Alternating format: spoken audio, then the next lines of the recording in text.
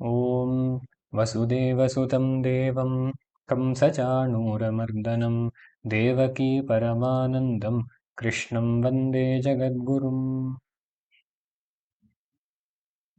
பகவான் 17வது ஸ்லோகத்துல அவினாஷிது தத் வித்தி அப்படின்னு சொன்னதை போன சத்சங்கத்துல பார்த்தோம். இந்த சத்தியத்தை தெரிஞ்சுக்கோ அப்படின்னு சொல்றார் பகவான். நான் பண்ணறதுக்கும் ஒன்றும் கிடையாது, விடறதுக்கும் ஒன்றும் கிடையாது. நம்ம பார்க்கறது எல்லாமே பிரம்மம் தான். ஆச்சாரியர் விவேக சூடாமணின்னு சொன்னார், அஹேயம் அனுபாதேயம் அநாதேயம் அனாஸ்ரயம் ஏகமேவாத்வயம் பிரம்ம நேஹ நானாஸ்தி கிஞ்சன. இங்க இருக்கிறது ஒரு பிரம்மம் தான். அதுல பண்ணறதுக்கும் ஒன்றும் கிடையாது, பண்ணி கிடைக்கிறதுக்கும் ஒன்றும் கிடையாது, விடறதுக்கும் ஒன்றும் கிடையாது. ரெண்டாவது வஸ்துவே கிடையாது. இருக்கிறது பிரம்மம் மாத்திரம்தான். இதை தெரிஞ்சுக்கோ.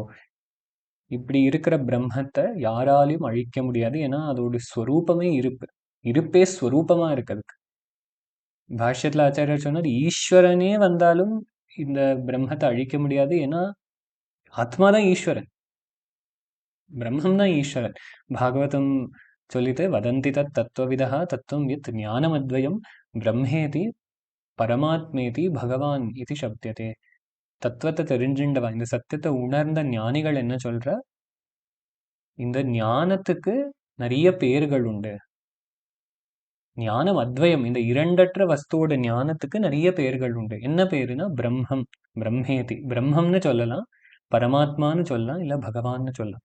அது நம்ம பகவான்னு கூப்பிட்டாலும் பிரம்மம்னு கூப்பிட்டாலும் பரமாத்மான்னு கூப்பிட்டாலும் இந்த அழிவற்ற ஆத்ம தத்துவத்தை பத்தி தான் சாஸ்திரம் நம்மளுக்கு சொல்லுறது. அப்புறம் அடுத்த ஸ்லோகத்துல பகவான் சொல்றார், அந்தவந்த இமே தேஹாஹ நித்யஸ்யோக்தா ஷரீரிணஹ அநாஷினோ பிரமேயஸ்ய தஸ்மாத்யுத்யஸ்வ பாரத. இந்த தேகம் அப்படின்றதுக்கு ஒரு அந்தம் உண்டு. அந்தம்னா எண்டு. விநாசக வித்தியதே ஏஷாம் அப்படின்னு ஆச்சாரியர் பாஷ்யத்துல சொல்றார். எது ஒரு நாள் அழிஞ்சு போயிடுமோ அந்த மாதிரி வஸ்துக்களை அந்தவந்தகான்னு சொல்லலாம். அதுக்கு ஒரு அந்தம் இருக்கு. இந்த தேகத்துக்கு அந்தம் அப்படின்றது ஒண்ணு உண்டு. இது எல்லாருக்கும் தெரிஞ்ச விஷயம். நம்ம சாதாரணமா இதை அர்த்தம் பார்க்கும்போது எப்படி புரிஞ்சுக்குவோம், மிருத்யுன்னு புரிஞ்சுப்போம். இந்த தேகத்துக்கு அழிவு இருக்குன்னா ஆமா கண்டிப்பா இருக்கு. ஒரு நாள் இந்த தேகம் மிருத்யு அடையிறது, செத்து போயிடுறது, அப்போ அது முடிஞ்சு போயிடுறது. ஆனா ஆச்சாரியர் சொல்றார் பாஷ்யத்துல, மிருத்யுன்றது இருக்கட்டும், இப்போ இருக்கும்போதே இந்த சரீரம் இல்லைன்னு நம்மளால தெரிஞ்சுக்க முடியும். எப்படின்னா, மறுபூமியில காணல் நீர் தெரியறது, அங்க தண்ணி இருக்குன்னு நினைச்சுக்கிறோம். ஆனா கிட்ட போய் விசாரம் பண்ணி பார்க்கும்போது அது இல்லைன்னு எப்படி தெரிஞ்சுக்கிறோமோ அதே மாதிரி இந்த சரீரம் கூட இருக்கிற மாதிரி இப்போ தெரிஞ்சாலும் நம்ம ஆழ்ந்த விசாரம் பண்ணி பார்க்கும்போது இது இல்லைன்னு தெரியறது. அதனால இப்பவே இது அந்த வந்த விசாரத்தினால கூட இந்த சரீரம் இல்லை அப்படின்றது தெரிஞ்சு போயிடாது. மிருத்யுனால மாத்திரம் கிடையாது, மிருத்யுனால மாத்திரம் அழிஞ்சு போறதுன்றது கிடையாது. விசாரம் பண்ணி பார்த்தா கூட இந்த சரீரம் சத்தியம் இல்லைன்னு தெரிஞ்சுடுது. ஸ்வப்னமாயா தேகாதி வச்ச, இப்படி ஸ்வப்னத்துல நம்மளுக்கு ஒரு சரீரம் தெரியறதோ, நம்ம 25 வயசா இருந்துட்டு 60 வயசு தாத்தா சரீரத்துல இருக்கிற மாதிரி ஸ்வப்னம் காணலாம். இல்ல 60 வயசு இருந்துட்டு 25 வயசு பையனோட சரீரத்துல இருக்கிற மாதிரியும் ஸ்வப்னம் காணலாம். அந்த ஸ்வப்ன சரீரம் எது வரைக்கும் நிற்கும்னா முழிச்சுக்கிற வரைக்கும் நிற்கும். அதே மாதிரி இப்போ நம்ம எந்த சரீரத்தை பிடிச்சுட்டு இருக்கோமோ அந்த சரீரமும் அந்த ஞான ஸ்பூர்த்தி வர வரைக்கும் நெஜன்னு பிடிச்சுட்டு உட்காந்துட்டு இருக்கோமே தவிர, எப்போ இந்த ஞானம் ஹிருதயத்துல பிரகாசிக்கிறதோ அப்போவே இந்த தேகம் சத்தியம் இல்லைன்னு நம்மளுக்கு தெரிஞ்சுடும். ஆனா இந்த சரீரம் சத்தியம் இல்லைன்னா வேற ஏதோ சத்தியம் இருக்கணுமே. எதுவுமே சத்தியம் இல்லைன்னு சொல்ல முடியாது. ஏதோ ஒண்ணு நிஜம் சத்தியம்னு ஒண்ணு இருக்கு. அதுதான் ஆத்மான்னு சொல்றோம். அது எப்படி இருக்கு? அதுக்கு அழிவே கிடையாது. அது நித்திய வஸ்துவா இருக்கு. இந்த சரீரத்துக்குள்ள இருக்கு. இந்த சரீரம் அதுக்கு சேர்ந்த விஷயமா இருக்கு. அதாவது அந்த ஆத்ம தத்துவத்தை அதிஷ்டானமா வச்சுட்டுதான் இந்த சரீரம் பிரகாசிக்கிறது. ஏன்னா சரீரத்துக்கு அதோடையான இருப்பு கிடையாது. இந்த ஆத்மாவோட இருப்பு தான் இது கடன் வாங்கி பிரகாசிச்சுட்டு இருக்கு. இது நம்மளால சொல்லவே முடியாது, வார்த்தையால சொல்ல முடியாது. எதோ வாச்சோ நிவர்த்தந்தே அப்பிராப்பிய மனசா சஹான்னு உபனிஷத்தே சொல்லிட்டு இதை வாயால சொல்லி புரிய வைக்க முடியாது, மனசால பிடிச்சுக்க முடியாது. அதனால இதுக்கு அப்பிரமேயம் அப்படின்னு பேர். இதை சொல்லி இதுதான் அப்படின்னு காட்டி கொடுக்க முடியாது. ஏன்னா இதுதான் நம்ம காட்டி கொடுத்தாலே அது ஒரு வஸ்து ஆயிடும், அது ஒரு ஆப்ஜெக்ட் ஆயிடும். பார்க்கிற வஸ்துவை நம்ம இதுதான்னு காட்டி கொடுக்கலாம், ஆனா பார்க்கிறவனை நம்மளால காட்டி கொடுக்க முடியாது. அதுதான் சாஸ்திரம் நேத்தி நேத்தின்னு ஒரு அப்ரோச் எடுத்தது. பார்க்கறதெல்லாம் இல்லை இல்லை இல்லை இல்லைன்னு தள்ளிண்டே வந்தது. ஏன்னா இல்லை இல்லைன்னு தள்ளும் போது அந்த நாமரூபத்தை தான் இல்லைன்னு தள்ளுறோமே தவிர அந்த இருப்பை நம்ம தள்ள மாட்டோம். நம்மளுக்கு நாமரூபத்துக்கும் இருப்புக்கும் வித்தியாசம் தெரியாததுனால முதல்ல இல்லை இல்லை இல்லை, நம்ம பார்க்குற எல்லா வஸ்துவையும் நம்ம இந்திரியங்கள்னால தெரிஞ்சுக்கிற எல்லா வஸ்து பார்க்கறதுன்னு சொல்றதுனால வெறும் கண்ணால பார்க்கறதுன்னு புரிஞ்சுக்கப்படாது. பார்க்கறது, கேட்கறது, மணக்கிறது, ருச்சிக்கிறது, தொட்டு தெரிஞ்சுக்கிறது, இந்த மாதிரி எல்லாத்தையும் இல்லை இல்லைன்னு தள்ளி சைடில் வைக்கும்போது மிஞ்சுற ஒரே ஒரு ஆள் யாருன்னா இது இல்லை இல்லைன்னு தள்ளுறவன் மாத்திரமா மிஞ்சிடும். அப்போ பார்க்குற அந்த பொருள்லேருந்து அந்த திரஷ்டாவான பார்க்குற அந்த சைதன்யத்துக்கிட்ட நம்ம ஸ்ரத்தை விழருது. அந்த சைதன்யமும் எப்படி இருக்கு, அதுக்கு நாசமே கிடையாது. இதை சொல்லிட்டு பகவான் சொல்றார், தஸ்மாத் யுத்தியஸ்வ பாரத. இந்த சரீரத்துக்கு ஒரு முடிவு உண்டு, அது மிருத்யுன்னு வேணாலும் எடுத்துக்கலாம், இல்லை விசாரம் பண்ணி பார்க்கும்போது இங்கே இந்த சரீரம் வாஸ்தவம் இல்லைன்னு தெரியறது. ஆனால் அந்த ஆத்ம தத்துவம் நித்தியமா இருக்கு, அதுக்கு ஒரு நாசமும் கிடையாது. அதை வாயால சொல்லி இதுதான்னு சொல்ல முடியாத ஒரு வஸ்துவா இருக்கு.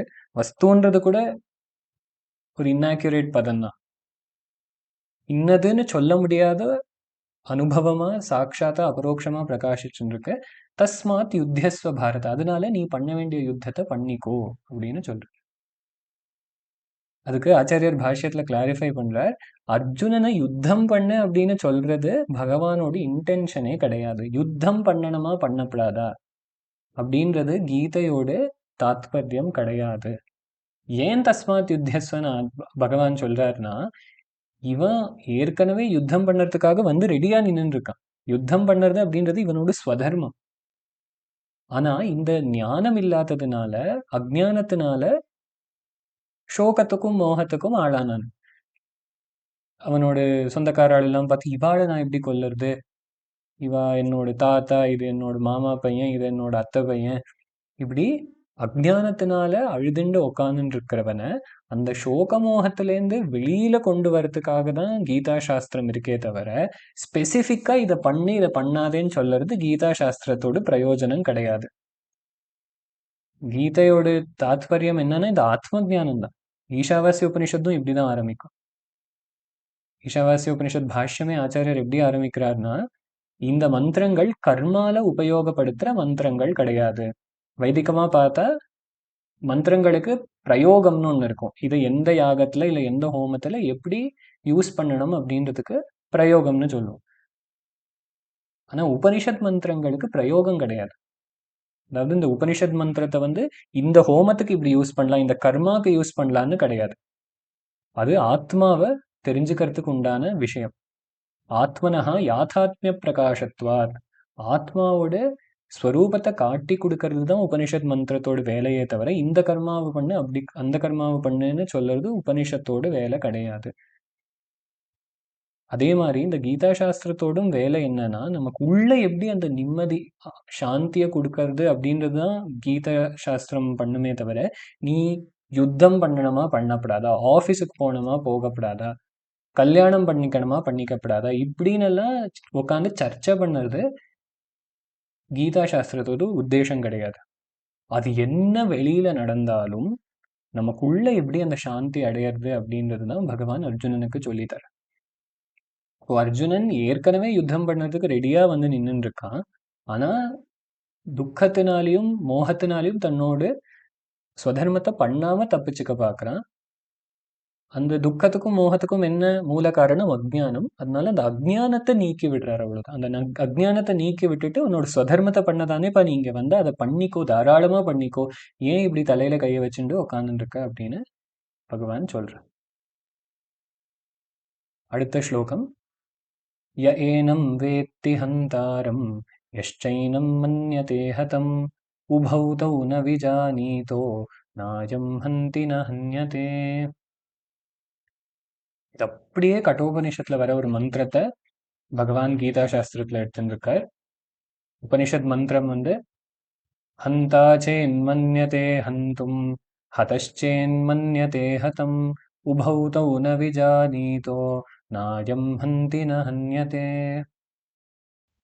அதுலயும் இன்னொரு கோஇன்சிடென்ஸ்னா, இந்த ஸ்லோகம் கீதையில 2வது அத்தியாயத்துல 19வது ஸ்லோகமா அமையிறது. கட்டோபனிஷத்துல இந்த மந்திரம் முதல் அத்தியாயத்துல 2வது வள்ளியோடு 19வது ஸ்லோகமா அமையிறது. இங்க 2வது அத்தியாயம் 19வது ஸ்லோகம், உபனிஷத்துல 2வது வள்ளி 19வது ஸ்லோகம், 19வது மந்திரம். இப்போ இங்க என்ன சொல்றதுன்னா, யாரு நான் கொல்றேன் அப்படின்னு நினைக்கிறானோ, யாரு நான் கொல்லப்படுறேன் அப்படின்னு நினைக்கிறானோ, இவ 2 பேருக்கும் இந்த ஆத்ம தத்துவம் தெரியாது. இந்த ஆத்மால கொல்லறதும் கிடையாது, கொல்லப்படுறதும் கிடையாது, ஜனனமும் கிடையாது, மரணமும் கிடையாது. அதனால அப்படி யாரு பாவிச்சுக்கிறாளோ, நான் யாரையோ கொல்லறேன்னு யாரு பாவிச்சுக்கிறாளோ, நான் யாராலேயோ கொல்லப்படுறேன்னு யாரு பாவிச்சுக்கிறாளோ, இவ 2 பேருக்கும் இந்த ஆத்ம தத்துவம் தெரியாது. ஆத்மா அப்படின்றது அவிக்கிரியமா இருக்கு. அதுல ஒரு கர்மாவும் நடக்க மாட்டேங்கிறது. அது ஆகாசம் மாதிரி எப்போதும் அப்படியே உணர்வு ஸ்வரூபமாவே இருக்கு. அந்த ஆத்மால நம்ம என்னத்தெல்லாமோ ஆரோபணம் பண்ணி வச்சுண்டு, அத்தியாசம்னு சொல்றோம் இதுக்கு, என்னத்தெல்லாமோ அத்தியாசம் பண்ணி வச்சுண்டு, அப்புறம் இவனை கொல்லறான் அப்படின்னு நம்ம நினைச்சுக்கிறோம்.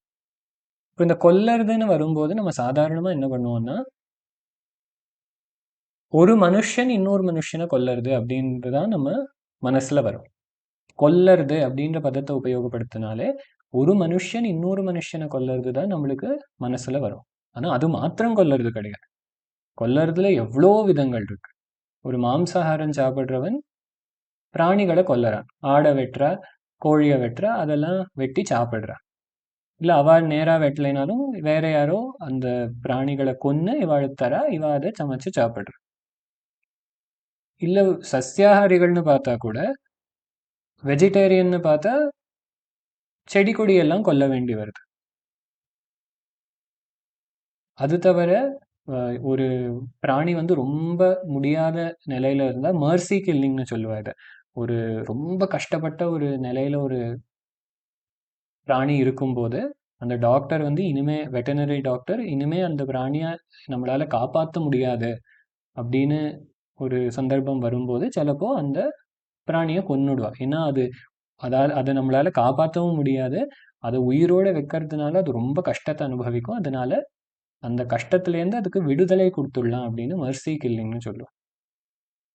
இன்னொரு பக்கம் பார்த்தோம்னா நைசர்கிகமாகவே நடக்கிற ஒரு கொல்லறதுன்னா ஒரு புலி மானை கொல்ற மாதிரி ப்ரே ப்ரெடேட்டர் ரிலேஷன்ஷிப்னு சயின்ஸில் சொல்லுவோம். இப்போ புலி மானை கொன்னுதுன்றதுக்காக புலியை பிடிச்சி ஜெயிலில் போட முடியுமா? இல்லை ஒருத்தன் ஆடை வெட்டினான்றதுக்காக அவனை பிடிச்சி ஜெயிலில் போட முடியுமா? இப்போ இந்த புலி எக்ஸாம்பிளில் இன்னொரு விஷயம் என்னன்னா, புலி இல்லாட்டி அந்த ஈகோசிஸ்டமில் இருக்கிற பேலன்ஸே போயிடும். புலியே இல்லாட்டி மான் ஜாஸ்தி ஆகிடும். மான் ஜாஸ்தி ஆகிடும்னா இருக்கிற புல்லெல்லாம் அது தின்னு காலி பண்ணிடும். அப்புறம் புல்லே இல்லாமல் போச்சுன்னா அந்த காடே மறுபூமியாக ஆகிடும். ஆனால் எப்போ ஒரு புலி ஒரு சிம்ஹம் எல்லாம் இருந்ததுன்னா அப்போ இந்த புல்லை திங்கிற பிராணிகளோட சங்கியா ரொம்ப ஜாஸ்தி ஆகாது. அது ஒரு கண்ட்ரோல்டாக இருக்கும். அது கண்ட்ரோல்டாக இருக்கிறதுனால செடி கொடியெல்லாம் நல்லா வளரும். அந்த காடு காடாக இருக்கும்.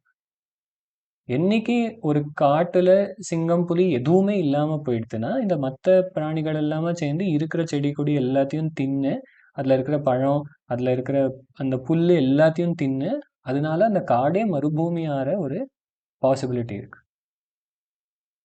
இல்லை இன்னொரு பக்கம் நம்ம மனுஷியாளுக்குள்ளன்னு எடுத்திருந்தாலும் ஒரு சோல்ஜர் ஒரு டெரரிஸ்டை கொன்னா, ஒரு இராணுவ வீரன் ஒரு தீவிரவாதியை கொன்னா அதை நம்ம கொலைன்னு சொல்ல மாட்டோம். ஏன்னா அந்த தீவிரவாதியை விட்டு அவன் போய் 1000 அப்பாவி ஜனங்களை கொல்லுவான். அதனால ஒரு இராணுவ வீரன் தீவிரவாதியை கொல்லறத நம்ம வந்து கொலைன்னு சொல்ல மாட்டோம். அது தேசத்துக்கு பண்ற பெரிய சேவையா சொல்றோம். அதனால இந்த கொல்லறது கொல்லப்படுறது அப்படின்றது ரொம்ப காம்ப்ளிகேட்டடான ஒரு விஷயம். ரொம்ப சிம்பிளா நம்ம வந்து இது தப்பு இது சரின்னு சொல்லிட முடியாது. கொல்லறது தப்புனா எல்லாம் தப்பு தான். புலி மானை கொல்லறதும் தப்பு, நம்ம சாப்பிட்றதுக்காக பிராணியவோ இல்லாட்டி செடியை கொல்லறதும் தப்பு தான்.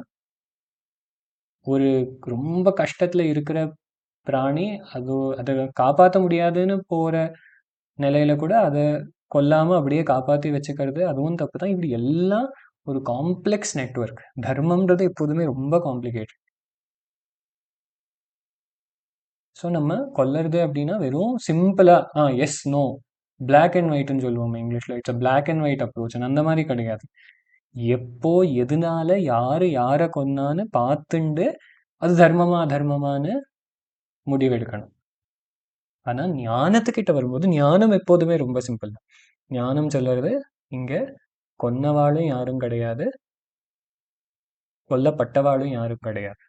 ஏன்னா சம்சாரம்னு வரும்போது பாகவதம் சொல்றது அஹஸ்தானி சஹஸ்தானாம் அபதானி சதுஷ்பதாம் பல்கூனி தத்ர மகதாம் ஜீவோ ஜீவஸ்ய ஜீவனம். சின்ன பிராணிகளை இன்னும் பெரிய பிராணிகள் கொல்லறது, புல்லு செடி கொடி எல்லாம் சின்ன பிராணிகள் கொல்லறது. இப்படி ஒரு ஜீவராசிக்கு இன்னொரு ஜீவராசி சாப்பாடா ஆகிறது. ஜீவோ ஜீவஸ்ய ஜீவனம். ஒரு ஜீவன் தான் இன்னொரு ஜீவனுக்கு சாப்பாடா ஆறுது. சம்சாரம்ன்றது இப்படிதான் இருக்கும். இந்த ஒரு யுத்தம், இந்த ஒரு கொடுத்து வாங்கறது இருந்துட்டே தான் இருக்கும். ஆனா ஞானத்துல என்ன தெரிஞ்சுக்கிறோம்னா இங்க யாருமே பிறக்கல, யாருமே இறக்க போறது இல்லை. ஏன்னா இந்த ஆத்மாவுக்கு பிறப்பு கிடையாது, இறப்பு கிடையாது. இது எல்லாத்தையும் தாண்டின தத்துவம் அது. வேர்ல்டு வார் 2 டைம்ல ரமண மகர்ஷிட்ட யாரோ வந்து கேட்டா, இவ்வளோ விஷயங்கள் நடந்துட்டு இருக்கு, நீங்க எப்படி அச்சலமா அப்படியே இருக்கு? அதுக்கு பகவான் சொல்லிட்டு யாருமே பிறக்கல, அதனால யாருமே சாகவும் இல்லை. இதெல்லாம் பார்க்கறது யாருன்னு தெரிஞ்சுக்கோ. யாரோ சாகரான்னு நினைச்சுக்கிற நான் யாரு? யாரோ பிறக்கிறான்னு அதை பார்த்து சந்தோஷப்படுற நான் யார்? இந்த நான் யாருன்னு தெரிஞ்சுக்கிறதுனால தான் வாழ்க்கையில நிம்மதியும் சந்தோஷமும் வருமே தவிர, வெளியில இந்த விவகாரத்துக்கு வேண்ட தர்மம் அப்படின்றது எப்போதுமே இருக்கும். ஆனா அது ரொம்ப காம்ப்ளிகேட்டடா இருக்கும். அந்த வெளியில இருக்கிற தர்மத்தை சரி பண்ணிட்டு நான் நிம்மதியா இருக்கேன்னா அது யாராலையும் முடியாது. ராமர் வந்து சரி பண்ணிட்டு போனார், திருப்பி உலகம் கெட்டு போச்சு. கிருஷ்ணர் வந்து சரி பண்ணிட்டு போனார், திருப்பி உலகம் கெட்டு போச்சு. சங்கராச்சாரியர் வந்து சரி பண்ணிட்டு போனார், திருப்பி உலகம் கெட்டு போச்சு. உலகம்ன்றது ஒரு காம்ப்ளெக்ஸாக தான் இருக்கும். இதில் எது தர்மம் எது அதர்மம்னுலாம் ரொம்ப சிம்பிளாக புரிஞ்சுக்க முடியாது. ஆனால் இதெல்லாம் ஆத்மாவை தொடவே தொடாது. சச்சிதானந்த சைத்தன்ய ஸ்வரூபமாக இருக்கிற அந்த ஆத்மாவில் இது எதுவுமே கிடையாதுன்னு தெரிஞ்சுக்கிறதுனால நம்ம வாழ்க்கையில் நிம்மதியை அடைக்கலாம். தொடர்ந்து பார்க்கலாம். சிவசிவா.